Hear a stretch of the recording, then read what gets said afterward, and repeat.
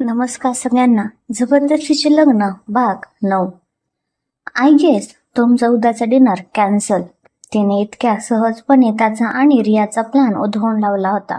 तो रात्रभर अस्वस्थपणे आपल्या रूममध्ये एरझाऱ्या घालत होता. ही मुलगी दिवसेंदिवस जास्त स्मार्ट होत चालली होती. सकाळ झाली. आदित्य मुद्दामहून लवकर उठला आणि सईच्या उठायची वाट बघत होता. ती काउचवरून उठली आणि तिने त्याला बघितलं. आदित्य म्हणाला, तू काल रात्री खोटं बोलत होतीस ना? अशी कोणतीही पार्टी नाहीये. डॅड माझ्याशी बोलले. त्यांनी असं काहीही सांगितलं नाही. तो फक्त मला चिडवण्यासाठी हे केलंस. सईने शांतपणे एक स्माईल दिली. सई म्हणाली, मी खोटं का बोलू? आणि मी म्हणाले होते की ही एक सरप्राईज पार्टी आहे. सरप्राईज आधीच सांगितलं तर त्याची मज्जा निघून जाते, नाही का? तुम्ही फक्त संध्याकाळसाठी तयार राहा. तिच्या चेहऱ्यावरचा आत्मविश्वास बघून आदित्यला खरं शंका येऊ लागली. ही खरं बोलते की माझी फिरकी घेते? त्याने लगेच आपल्या वडिलांना विक्रम राणेंना फोन लावला. आदित्य म्हणाला, डॅड गुड मॉर्निंग. एक विचारायचं होतं, आज रात्री घरी कोणती पार्टी आहे का? सई काहीतरी म्हणत होती. विक्रम राणे फोनवर म्हणाले, हो आहे. अरे मी तुला सांगायचं विसरलो, काही खास पाहुणे येणार आहेत, खूप इम्पॉर्टंट आहेत. सो तू आणि सई दोघांनीही वेळेवर हजर राहा. Don't be late. Phone cut झाला. आदित्यचा चेहरा पाहण्यासारखा झाला होता. म्हणजे ती खरं बोलत होती, पण कोण होते ते खास पाहुणे ज्यांच्याबद्दल त्याला काहीच माहिती नव्हतं? सईने त्याच्याकडे बघितलं आणि ती तयार व्हायला निघून गेली. आदित्य मात्र विचारात पडला. आज रात्री काय नवीन नाटक होणार आहे? संध्याकाळ झाली. राणी मेन्शन दिव्यांच्या रोषणाईने उजळून निघालं होतं. डायनिंग टेबलवर एकापेक्षा एक सरस पदार्थ सजले होते. आदित्य एका महागड्या सूटमध्ये तयार होऊन बसला होता, पण त्याच्या चेहऱ्यावर तणावग्रस्त होता. विक्रम राणेही शांतपणे बसले होते. सई एका सुंदर पण साध्या साडीमध्ये खाली आली. ती खूपच आकर्षक दिसत होती. आदित्य तिच्याकडे बघत मनातल्या मनात म्हणाला, नक्कीच डॅडचे कोणीतरी बोरिंग बिझनेस क्लायंट्स असणार आहेत. त्यांच्यासमोर आता या नवीन बायकोला मिरवणार. What a waste of time. तेवढ्यात दारावरची बेल वाजली. नोकराने दरवाजा उघडला आणि समोर उभ्या असलेल्या व्यक्तींना बघून आदित्यच्या चेहऱ्यावरचे भाव पूर्णपणे बदलले. कारण दारात उभे होते सईचे आई वडील अविनाश आणि वैशाली शिंदे, आणि त्यांच्यासोबत होता तिचा भाऊ रोहन. हे होते ते खास पाहुणे. आदित्यचा चेहरा अक्षरशः उतरला. ती रियासोबतची डेट कॅन्सल झाल्यामुळे तो चिडला होता. ती पार्टी म्हणजे त्याच्या मिडल क्लास सासरच्या लोकांसोबतचं एक फॅमिली डिनर होतं. विक्रम राणे मात्र आपल्या जागेवरून उठले आणि त्यांनी पुढे जाऊन हसून त्यांचं स्वागत केलं. विक्रम राणे म्हणाले, या अविनाशराव, या वैशाली बहिणी. रोहन कसा आहेस? या बसा. मग ते आदित्यकडे वळून डोळा मारत म्हणाले. विक्रम राणे म्हणाले, सरप्राईज. मी म्हणालो होतो ना, खास पाहुणे येणार आहेत. लग्नानंतर मुलीच्या आईवडिलांनी पहिल्यांदाच आपल्या घरी जेवायला येण्याची प्रथा असते. आपण तीच पाळतोय. आदित्यला काय बोलावं हेच कळेना. तो जबरदस्तीने हसला आणि त्याने त्यांना नमस्कार केला. सईला सुद्धा हे अनपेक्षित होतं, पण तिला खूप आनंद झाला. तिने धावत जाऊन आपल्या आईवडिलांना मिठी मारली. आता सुरू झालं ते डिनर, जे आदित्यसाठी एखाद्या टॉर्चरपेक्षा कमी नव्हतं. शिंदे कुटुंब त्या घराची भव्यता बघून आधीच दडपणात होतं. रोहन मात्र या सगळ्याला खूपच एन्जॉय करत होता. डायनिंग टेबलवर बसल्यावर तिथले चांदीचे चमचे काटे बघून वैशाली गोंधळल्या. वैशाली सईला हळूच म्हणाल्या, सई, अगं यातलं कोणतं कशासाठी वापरायचं? रोहन मोठ्याने म्हणाला, आई, एवढा विचार नको करूस. आपल्याकडे एकच चमचा असतो सगळ्यांसाठी. घे कुठलाही आणि सुरू कर. आदित्यने त्याच्याकडे रागाने बघितलं. नोकरांनी सूप आणून ठेवलं. रोहनने एक चमचा घेतला आणि तो सरळ प्यायला लागला. रोहन म्हणाला, वा, मस्त आहे टोमॅटो सूप. आदित्य हळूच कुजबुजला, it's not tomato soup, idiot. तो गजपाचू आहे. नोकर जेवणाचे पदार्थ आणून ठेवत होते. प्रत्येक पदार्थाचं नाव इतकं विचित्र होतं की शिंदे कुटुंबाला ते काय आहे हेच कळत नव्हतं. रोहन एका पदार्थाकडे बोट दाखवून नोकराला म्हणाला, भैया हे काय आहे? नोकर म्हणाला, sir that's avocado and quinoa salad. Rohan म्हणाला, काय? जाऊ दे, ते दुसरं काय आहे? नोकर म्हणाला, सर ते रोस्टेड ॲस्पॅरगस विथ हॉलंडाइज सॉस आहे. रोहनने डोक्याला हात लावला. रोहन म्हणाला, अरे देवा, यापेक्षा तर आपली वरण भात भाजी पोळी बरी. निदान नाव तरी सोपी असतात. जेजू, तुम्ही रोज हेच खातात का? आदित्यने काहीच उत्तर न देता फक्त एक फेक स्माईल दिली. रोहन म्हणाला, जेजू, तुमचं घर इतकं मोठं आहे, तुम्हाला घरातल्या घरात फिरायला गुगल मॅप लागत असेल ना? आदित्यने दात ओठ खाल्ले. आदित्य म्हणाला, it's not funny. Avinash Shinde यांनी विषय बदलायचा प्रयत्न केला. अविनाश शिंदे म्हणाले, आदित्य, तुमचा बिझनेस तर खूप मोठा आहे. संपूर्ण जगात नाव आहे तुमचं. आमची सई पण खूप हुशार आहे. MBA केले तिने. तिला पण तुमच्या ऑफिसमध्ये एखादं काम. आदित्यच्या घशात घास अडकला. तो खोकू लागला. सईने लगेच विषय सावरला. सई म्हणाली, बाबा, त्याची काही गरज नाही. मी माझ्या ड्रीम कॅचरवरच काम करणार आहे. अंकलनी मला त्यासाठी परवानगी दिली आहे. हो ना अंकल? विक्रम राणे म्हणाले, हो, अर्थात. सईला जे करायचंय त्यासाठी आमचा पूर्ण सपोर्ट आहे. त्या जेवणात आदित्यसाठी प्रत्येक क्षण एक शिक्षा होती. रोहनचे विनोद, वैशालीचे साधे प्रश्न आणि अविनाश रावांचा भोळेपणा, या सगळ्यामुळे तो प्रचंड वैतागला होता. सई मात्र हे सगळं बघून आतल्याच हसत होती. जेवणानंतर शिंदे कुटुंब निघालं. ते खूप आनंदी होतं. त्यांना वाटलं की त्यांची मुलगी खरंच खूप सुखात आहे. ते गेल्यावर विक्रम राणेही आपल्या रूममध्ये निघून गेले. आता हॉलमध्ये फक्त आदित्य आणि सई उरले होते. आदित्यचा ज्वालामुखी फुटला. आदित्य म्हणाला, हे काय होतं? हा होता तुझा प्लॅन? तुझ्या त्या मिडल क्लास फॅमिलीला इथे बोलावून माझा अपमान करायचा? माझी संध्याकाळ बरबाद केलीस तू. सई शांतपणे म्हणाली, मी त्यांना नाही बोलवलं. अंकलनी बोलावलं होतं. आणि यात अपमानासारखं काय होतं? ते माझं कुटुंब आहे आणि आता तुमच्या कुटुंबाचा भाग आहेत. आदित्य म्हणाला, माझं कुटुंब? नेवर. ती लोक आणि मी, आपला काही संबंध नाही. सई म्हणाली, संबंध आहे. मी तो संबंध आहे. तुम्हाला आवडो वा न आवडो, पण आता हे सत्य तुम्हाला स्वीकारावंच लागेल. आदित्य म्हणाला, मी काहीही स्वीकारणार नाही. आणि एक गोष्ट लक्षात ठेव, तुझ्या फॅमिलीला या घरापासून लांबच ठेव. I don't want to see them here again. त्याच्या या वाक्याने सईचा संयम सुटला. तिच्या चेहऱ्यावरचा शांतपणा गेला आणि तिच्या डोळ्यात राग दिसू लागला. सई म्हणाली, का लांब ठेवू? तुम्ही तुमच्या गर्लफ्रेंडला या घरात माझ्या मेहंदीच्या कार्यक्रमात आणू शकता, पण माझे आई वडील या घरात जेवायला येऊ शकत नाहीत. वा, काय छान नियम आहेत तुमचे. आदित्य तिच्या जवळ आला. त्याचा आवाज धोकादायकपणे शांत होता.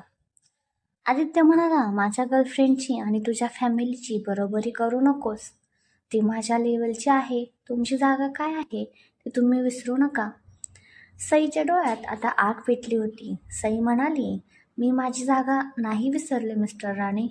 कदाचित तुम्ही विसरलाय. तुमच्या वडिलांनीच त्यांना बोलवलं होतं. कारण त्यांना माहिती की कुटुंब काय असतं, नाती काय असतात, जी गोष्ट तुम्हाला कधीच कळणार नाही. तिने एक क्षण थांबून त्याच्या डोळ्यात बघितलं. सई म्हणाली, कारण ज्या माणसाला आपल्या आईचा सन्मान करता येत नाही, तो कुटुंबाचा आणि नात्यांचा अर्थ काय समजणार? आईचं नाव ऐकताच आदित्य जागीच गोठून गेला. सईच्या शेवटच्या वाक्याने, तिच्या आईच्या उल्लेखाने आदित्यच्या डोक्यातली नसच फुटली.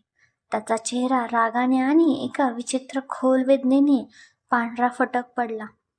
त्याचा स्वाभिमान, त्याचा अहंकार, सगळं काही क्षणभरासाठी वितळलं आणि त्या जागी एक दुखावलेला, जखमी झालेला मुलगा उभा राहिला. त्याने रागाच्या भरात हात उचलला, जणू काही तो तिला मारणारच होता.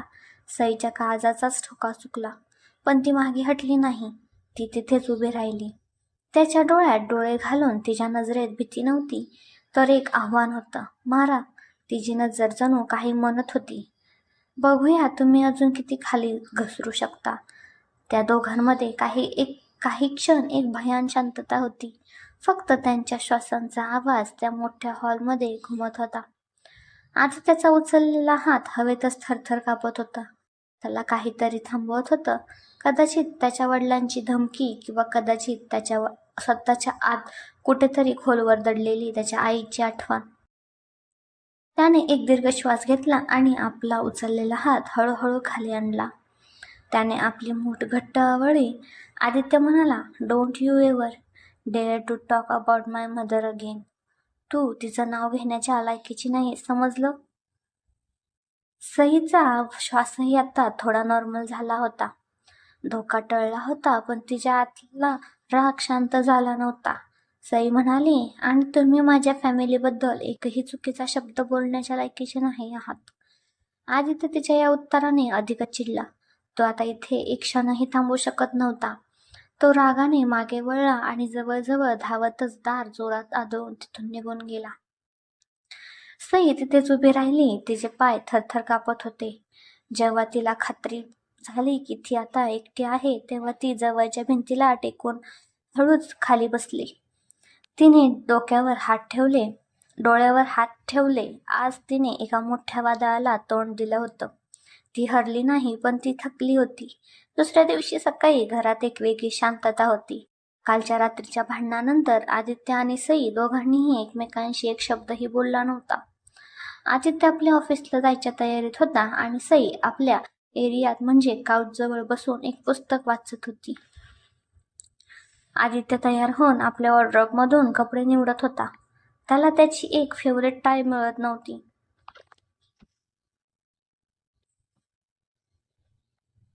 तो पूर्ण वॉर्डरोब शोधत होता. आदित्य चिडून म्हणाला, "where is my blue tie? कालच तर इथे ठेवली होती." या घरात कोणी कोणती वस्तू जागेवरच ठेवत नाही. सई त्याच्याकडे बघितलं नाही. ती शांतपणे पुस्तक वाचत राहिली. आदित्य म्हणाला, "मी तुझ्याशी बोलतोय. तू बघितलीस का माझी टाय?" सईने पुस्तकावरून नजर न हटवता उत्तर दिलं.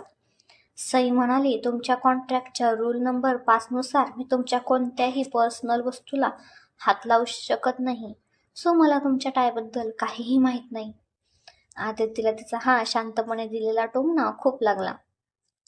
तो काही बोलणार तेवढ्यात त्याला ती टाय एका हँगरला मागे दिसली.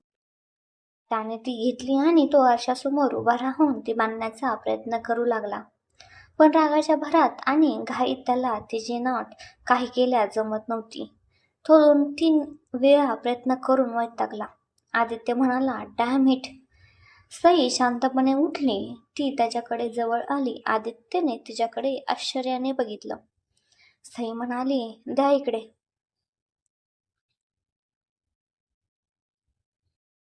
आदित्य म्हणाला, "काय?" सई म्हणाली, "तुमची टाय द्या इकडे, मी बांधून देते." आदित्यला आश्चर्य वाटलं, पण त्याने काही न बोलता टाय तिच्या हातात दिली. ती त्याच्या अगदी जवळ उभी राहिली आणि तिने त्याच्या कॉलरजवळ हात नेऊन टाय बांधायला सुरुवात केली. तिचा तो अनपेक्षित स्पर्श, तिच्या श्वासांचा मंद सुगंध, तिच्या बोटांची होणारी ती नाजूक हालचाल. आदित्य क्षणभर स्तब्ध झाला. तो तिच्याकडे बघतच राहिला. तिच्या चेहऱ्यावर एक शांतता होती. तिच्या डोळ्यात राग नव्हता. तो फक्त तिच्या त्या सुंदर शांत चेहऱ्याकडे बघत होता. सई म्हणाली, "झालं." तिच्या आवाजाने तो भानावर आला. त्याने बघितलं, तिने अगदी परफेक्ट नॉट बांधली होती. आदित्य म्हणाला, "थँक्स." त्याच्या तोंडून तो शब्द इतक्या सहजपणे बाहेर पडला की त्याला स्वतःलाच आश्चर्य वाटलं. तो काही न बोलता आपली बॅग उचलून ऑफिसला निघून गेला. सई मात्र तिथेच उभी राहिली. तिच्याही मनात एक विचित्र खळबळ माजली होती. इतका तिरस्कार असूनही त्याच्या इतक्या जवळ असताना तिला उघडल्यासारखं का नाही वाटलं. दुपारची वेळ होती. सई घरात कंटाळली होती. ती फिरत फिरत राणी मेन्शनच्या भव्य लायब्ररीमध्ये आली. ती लायब्ररी एखाद्या मोठ्या ग्रंथालयासारखी होती. उंच उंच कपाट, हजारो पुस्तक आणि एक जुन्या पुस्तकांचा मंद सुगंध. सईला ती जागा खूप आवडली. ती पुस्तक बघत असताना तिची नजर एका खूप उंच कपाटावरच्या एका जुन्या चामड्याच्या कव्हर असलेल्या पुस्तकावर गेली. तिला ते पुस्तक वाचावंसं वाटलं. तिने तिथली एक छोटी सरकती शिडी घेतली आणि ती कपाटाजवळ लावली. ती शिडीवर चढली. ती जेमतेम त्या पुस्तकापर्यंत पोचत होती. तिने आपला हात लांब करून ते जाड पुस्तक बाहेर काढण्याचा प्रयत्न केला आणि त्याच प्रयत्नात तिचा तोल गेला. शिडी हल्ली. आई ग! ती किंचाळली आणि शिडीवरून खाली कोसळणार. तिला वाटलं आता आपण पडलोच. तिने डोळे घट्ट मिटून घेतले, पण ती जमिनीवर आदळली नाही. दोन मजबूत हातांनी तिला हवेतच पकडलं होतं. तिने घाबरून डोळे उघडले आणि समोर बघून तिच्या काळजाचा ठोका चुकला. आदित्य राणे तो तिला वाचवण्यासाठी धावत आला होता आणि तिने तोल गमावताच तिला आपल्या मिठीत घेतलं होतं. ती पूर्णपणे त्याच्या मिठीत होती. तिचे हात भीतीने त्याच्या खांद्यावर होते आणि त्याचे हात तिच्या कमरेभोवती घट्ट आवळले होते. त्यांचे चेहरे एकमेकांपासून काही इंचच दूर होते. तिला त्याच्या गरम श्वासाचा स्पर्श तिच्या चेहऱ्यावर जाणवत होता. त्याला तिच्या डोळ्यातली भीती स्पष्ट दिसत होती. काही क्षण वेळ जणू काही थांबलाच होता. ते फक्त एकमेकांच्या डोळ्यात बघत होते. आज पहिल्यांदाच सईला त्याच्या डोळ्यात राग नाही, तर वेगळीच अनोळखी चमक दिसली. एक काळजी, एक अस्वस्थता. आणि आदित्यला तिच्या डोळ्यात फक्त भीती नाही, तर एक निरागसपणा दिसला. त्याचा श्वास जड झाला. त्याची नजर नकळतपणे तिच्या ओठांवर गेली आणि त्याच क्षणी तो भानावर आला. What the hell I am doing, तो स्वतःशीच म्हणाला. आणि त्याने तिला पटकन आपल्या मिठीतून सोडवलं आणि तिला नीट उभं केलं. आदित्य म्हणाला, बघून काम नाही करता येत का? पडली असतीस तर माझ्या डोक्याला ताप झाला असता. त्याने तिला वाचवलं होतं, पण तो ते मान्य करणार नव्हता. सई अजूनही त्या धक्क्यातून सावरली नव्हती. ती गोंधळली होती. सई म्हणाली, मी सॉरी. आदित्य तिच्याकडे न बघताच म्हणाला, जे काही करायचंय ते सांभाळून करत जा. मला प्रत्येक वेळी तुला वाचवायला वेळ मिळणार नाही. एवढं बोलून तो रागाने तिथून निघून गेला. तो स्वतःवरच चिडला होता. मी का वाचवलं तिला? पडली असती तर बरं झालं असतं. पण त्याचं मन त्याला खोटं ठरवत होतं. सई तिथेच उभी राहिली. तिचं हृदय अजूनही जोरात धडधडत होतं. तिने नकळतपणे आपल्या कमरेला स्पर्श केला, जिथे काही क्षणापूर्वी त्याचे हात होते. आज पहिल्यांदाच त्या दोघांमध्ये त्यांच्या नकळत एक वेगळा क्षण घडून गेला होता. एक रोमॅन्टिक क्षण. रात्री जेवणाच्या टेबलवरही शांतता होती, पण आज त्या शांततेत एक अवघडलेपणा होता. ते दोघेही एकमेकांकडे बघायला टाळत होते. लायब्ररीत घडलेला प्रसंग दोघांच्याही मनातून जात नव्हता. जेवणानंतर ते आपल्या रूममध्ये आले.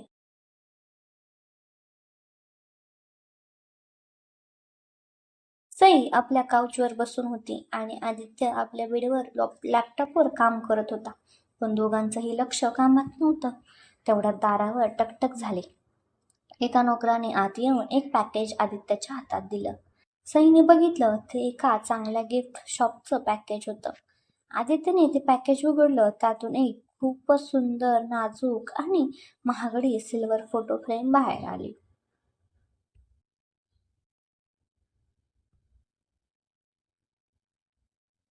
सईने आश्चर्याने बघत होती. आदित्यने ती फ्रेम हातात घेतली. तो काही क्षण तिच्याकडे बघत होता.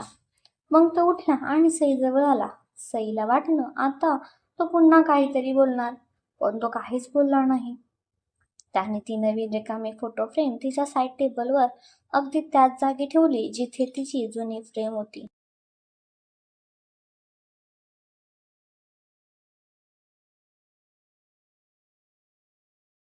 त्याने तिच्याकडे न बघताच पण शांत आणि स्पष्ट आवाजात म्हटलं.